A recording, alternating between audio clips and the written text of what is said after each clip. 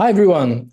Today, we are going to talk about decentralized autonomous organization, DAO, and look at them from the legal and operational angle. My name is Luc Froehlich. I'm the Chief Commercial Officer at RAK Digital Asset Oasis, and I welcome you to this webcast, which should run for about 20 minutes. Now, to discuss this topic, let me introduce you two panelists, Nestor, the co-founder of Legal Nodes, and Serhii, CEO of Dexe. Nestor, Serhii, welcome. Thank you. Can I Hey, please Luc. ask you to Welcome. quickly introduce yourself? Or there's a bit of delay. Please, Nestor, go ahead. Yeah, first of all, thanks a lot for having us here. My name is Nestor. I'm a co-founder of Legal Nodes. In Legal Nodes, we help builders and entrepreneurs to identify the most suitable jurisdictions and build the roadmaps for their solutions, and then to plug into countries where they need to solve these tasks and solve these tasks at the fraction of the cost. We worked with more than 500 builders and teams over past 3 years, which helped us to collect a lot of case studies and jurisdictional insights, which I'll be happy to share today. Thank you, Nestor. Over to you, Serhii. Thank you, Luc. Thank you for inviting me here. Good day, ladies and gentlemen. My name is Serhii. I'm the CEO at Dexe DAO Studio, which is one of the key and core contributing dev companies to the decentralized Dexe protocol, which is like a sort of extensive code base of smart contracts and distributed solutions for networks, for communities to unite around the idea of decentralized decision-making, ownership, and so on and so forth. What we understand usually behind the DAOs. So together with the Dexe Association, Dexe Protocol, we're contributing and building the versatile solution which allows people worldwide to create DAOs, to manage them, to conduct collectible ownership and decentralized decision-making. Awesome. Well, I'm glad to have you both on this webcast. So let's kickstart with a few questions. So Nestor, you mentioned that one of the key role of Legal Nodes is to help DAO identify the right jurisdiction. So I'd love to have your thought about the international landscape when it comes to DAO regulation. And if you allow me quickly, to give also a bit of an intro of what RAK DAO is and what the regulation that we just introduced is about. So RAK Digital Asset Oasis, in function, it's a free zone based in the Emirate of Ras Al Khaimah, hence the RAK. And what we're aiming to be is a global hub for the blockchain and digital asset ecosystem. Now, at the beginning of this month, we introduced what we call the DAO Association Regime, DARE in short. And what DARE is a legal framework, a groundbreaking legal framework, which was designed specifically for decentralized autonomous organization and give those DAO a legal identity. So it's like giving arms and legs to a DAO so that they can operate in the real world. Now, talking about the real world, Nestor, can you tell us a little bit more your thoughts about the global regulatory landscape for DAOs, please? Absolutely. And I really liked how you put it as the hands and legs for the DAO, because today the global regulatory environment and legal landscape is so fragmented. While the most of the DAOs are global by default, they are global by day one. So it's quite difficult for them to find a solution which will have all these features and will be applicable for all use cases that the DAO usually have. There are registered or incorporated and unincorporated DAOs. There are DAOs that, or the DAO structures that work better for asset holding versus the DAO that are better for the protection of the members of the DAO and providing them with this limited liability shield to help them to conduct their activities and operations. We can speak about the LLC types of DAOs, either incorporated like Marshall Island or unincorporated like Duna in Wyoming. We can speak about foundations, which are also very popular today, but which are mostly focused on this asset holding activities. But still, at this stage of the market, from my point of view, it's still the stage of finding the right solution for this new type of organization. So yeah, I think that it's definitely an interesting time, and I hope the DAOs will find the best option for them soon. Yeah, thank you very much for this contribution, Nestor. Your first point about it's hard to frame the need of a DAO is a critical one. We're seeing a lot and talking to a lot of DAOs, and just understanding what the idea is, the business model is already a challenge in itself. So putting a regulatory framework that fit them is just another level. Serhii, I would love to hear your view also, because you're seeing from a very practical angle at the level of the platform. You see where DAOs are moving. So curious to have your take on this different jurisdiction and regulatory frameworks. Yeah, for sure. I guess like that. First of all, we should understand that like many, and I guess the majority of the Web2 products are DAOs by design. If we just take a look on the market, on the industry, we realize that finally the whole idea, like Bitcoin, everything else is DAO by design. But still, we've got some challenges in, yeah, as you said, in the for sure, like our legal journey, and sometimes like the products that are quite often appear on these markets.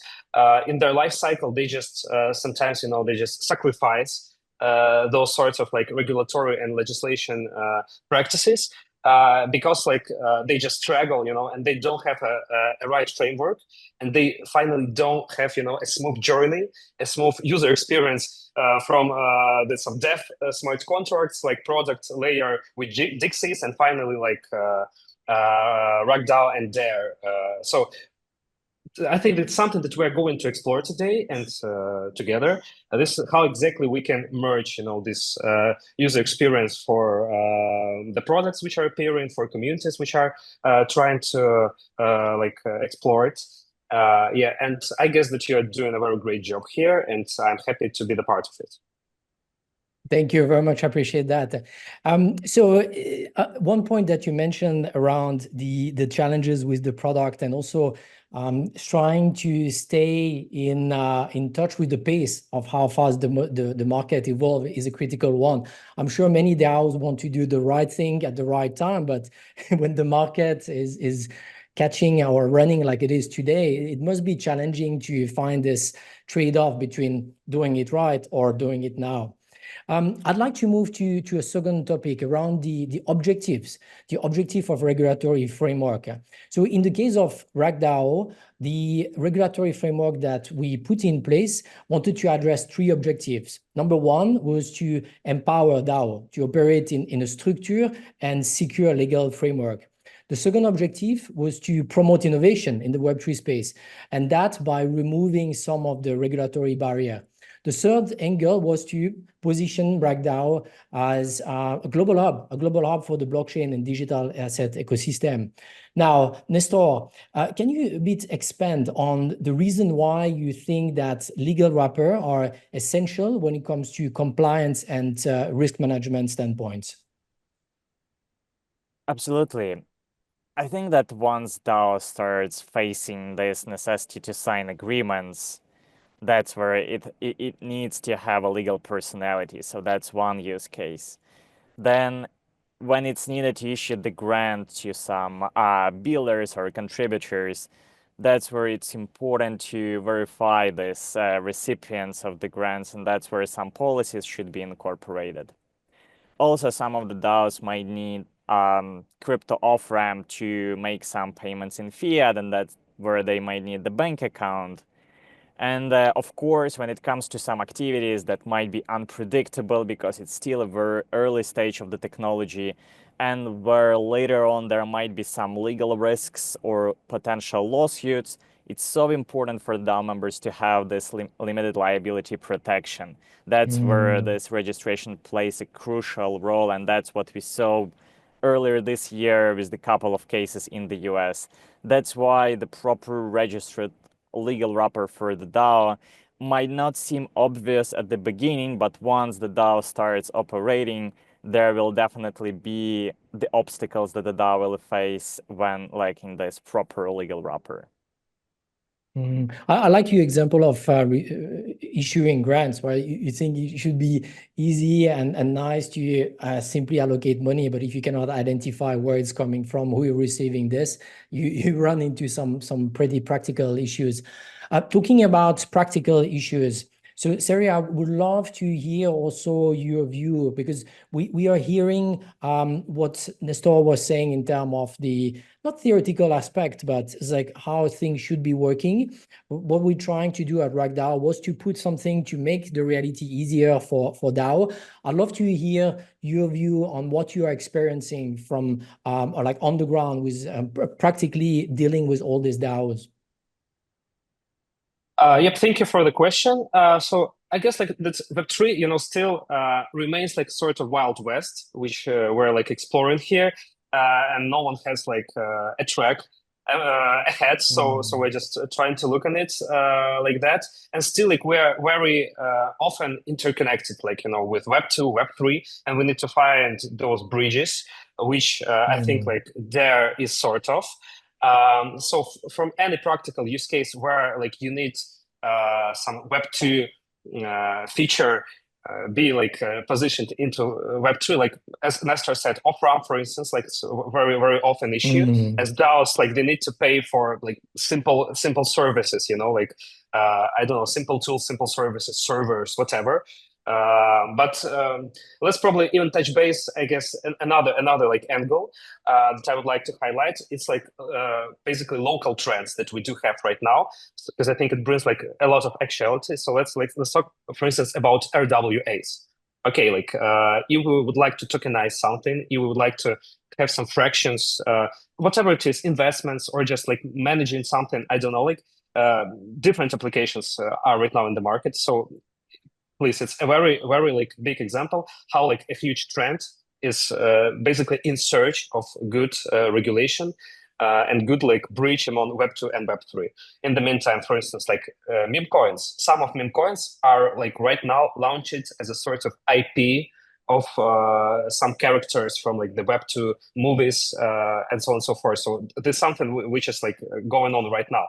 So yeah, we still need to find some like incorporation, and I think that meme coins and DAOs are a big potential. Like this merge of those technologies and those ideas is a big potential right now on the market, because meme coins are decentralized by design, and communities, they need some sort of also like management and also some sort of regulatory for like sustainable growth. For sure, not for like any meme coins, but for some of the probably top performing. And finally, Dexe, which is like right now evolving and buzzing last weeks. Please, like the same. It's sort of IP which is interconnected with decentralized management, operation, and so on and so forth. So all those use cases are basically the bridges between like Web2 and Web3. And for sure, like this is the sort of like fields of use cases that we're exploring right now together. Thank you very much. I found the range of use cases pretty fascinating, from the cold, highly regulated RWA to the creative, community-driven meme coin. It's pretty fascinating. Just bouncing on that, in the RWA space, are there specific assets that you keep on seeing coming where there is more demand? We hear a lot about real estate, for instance. I think I shared with you my first professional journey in the tokenization space was in the real estate space, but that was 2017, and now it feels like we are 2024, and again, it's the big things in town, but people are still struggling to figure out how to make it happen. So besides real estate, what are the other asset classes that you're seeing being of interest in the RWA space? You mean specifically in the real like world assets, right? I think yes. like it's real world assets.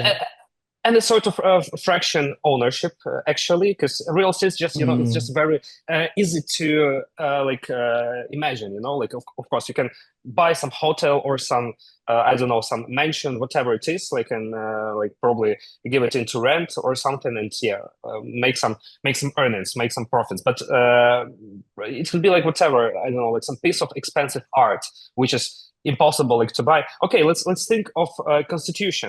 Constitution DAO, which is a good use case here, right? So some piece of art, something which is really probably expensive, not art, but probably expensive, like Constitution is, which is impossible to buy, but community can join forces to do something big, and they can have some real world assets, whatever it is, to own collectively. So this is like some other angle that we can probably explore.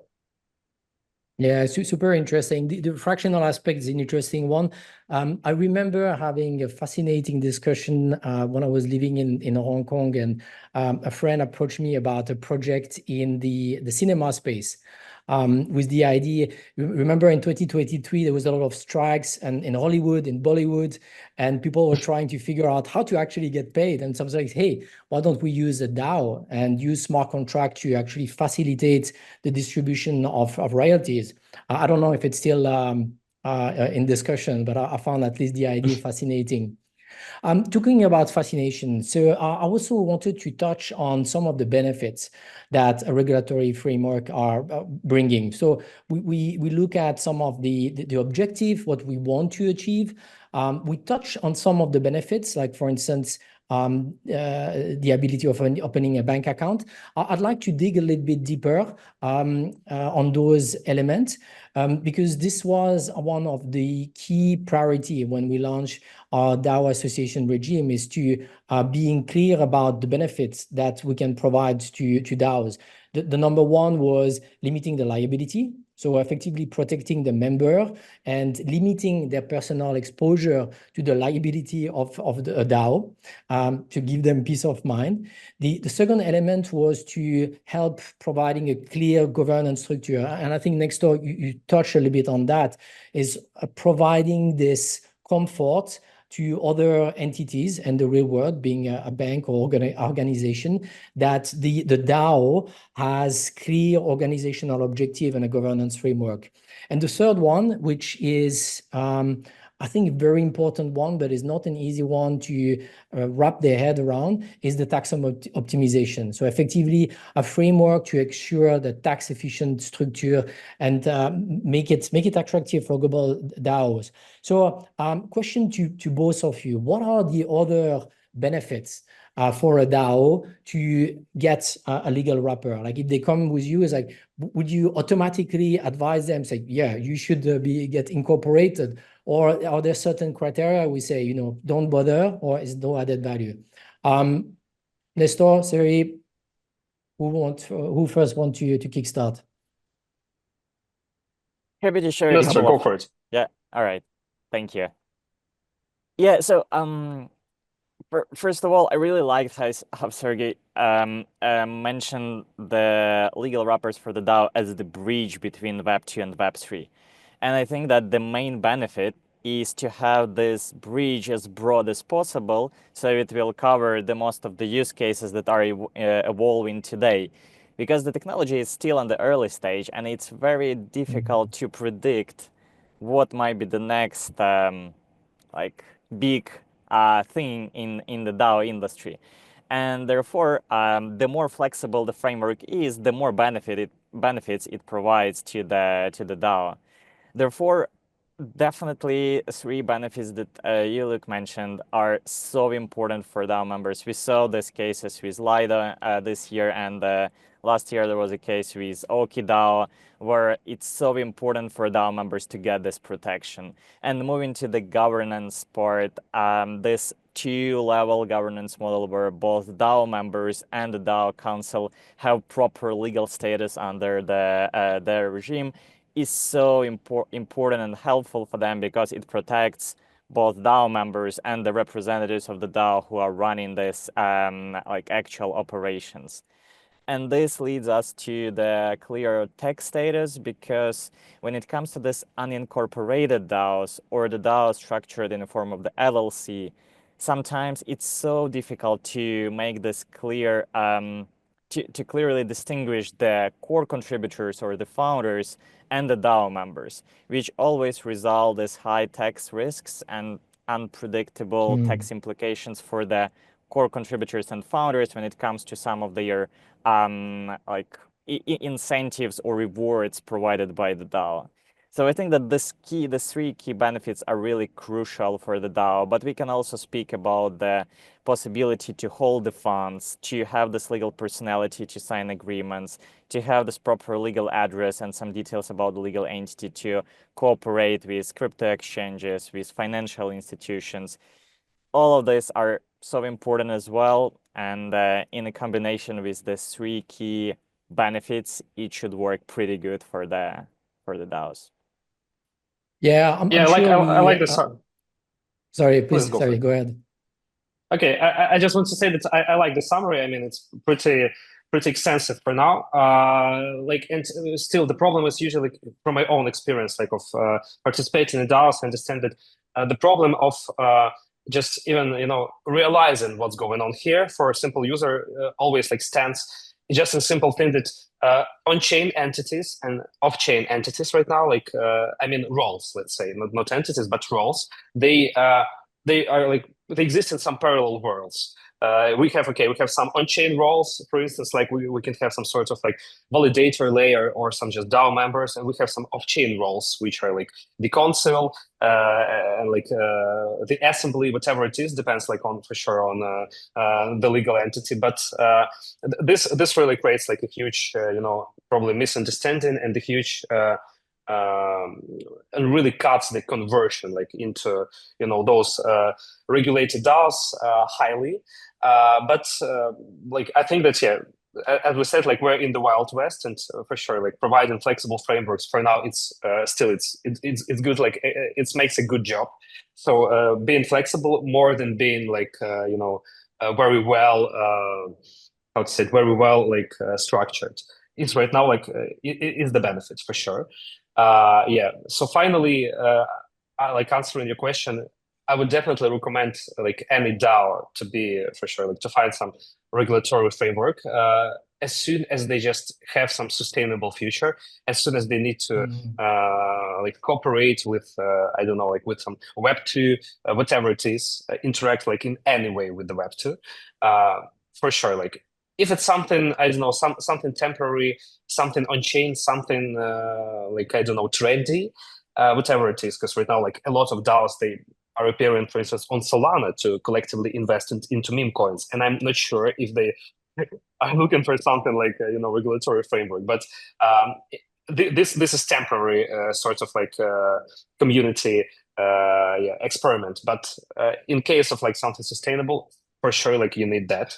And being flexible for now, it's even better than being well structured. But for sure, sometimes it creates like just some sort of misunderstanding and sort of just I don't know, like sort of misunderstanding for simple users how they definitely should position this and how they should act.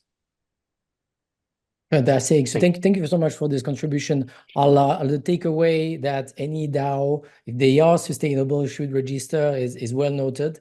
We actually register a DAO at RAK Digital Asset Oasis, Solarakis, which we are in the final stage of incorporating. So hopefully that will be a stable one or sustainable one as well. Nestor, Serhii, we're going to close the discussion here. We wanted to keep it short, snappy, and informative. I thank you very much for sharing your insight. And ladies and gentlemen, dear audience, this was the first session of a series of discussion around DAO. If there are specific aspects of DAO that you would like to know more about, reach out to us and we'll make sure to cover them in our future episode. In the meantime, I wish you all the best. Happy bull market. Nestor, Serhii, speak soon. Take care, guys. Thank you.